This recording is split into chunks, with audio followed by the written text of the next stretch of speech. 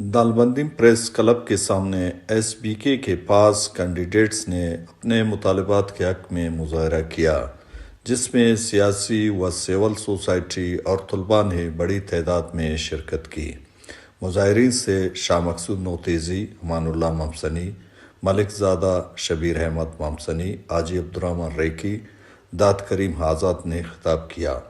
मुकर्रिरीन का कहना था कि इस वक्त बलूचिस्तान के मुख्तलिफ अजला में सैकड़ों स्कूल बंद पड़े हैं, हज़ारों तलबा तालीम जैसे ज़ेवर से महरूम हैं।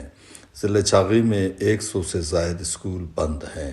अफसोस से कहना पड़ता है कि हमने एसबीके के तवस्सुत से टेस्ट पास की, गुज़श्ता 1 साल से अपने आर्डर के मुंतज़िर हैं, लेकिन सूबाई हुकूमत ले तो लाल से काम ले रही है।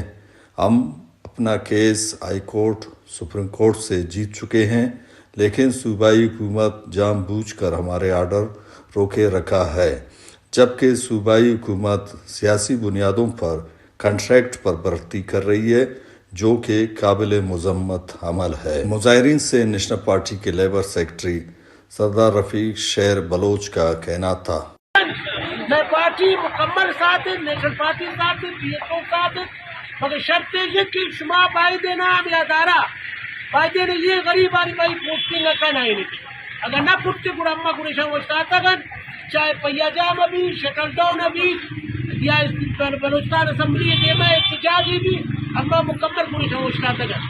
मुकर्रिरीन का कहना था कि अगर हुकूमत ने 15 दिसंबर तक हमारे मुतालबात तस्लीम नहीं की तो सूबाई असम्बली के सामने धरना देने से गुरेज नहीं किया जाएगा। वश न्यूज़ चाबी।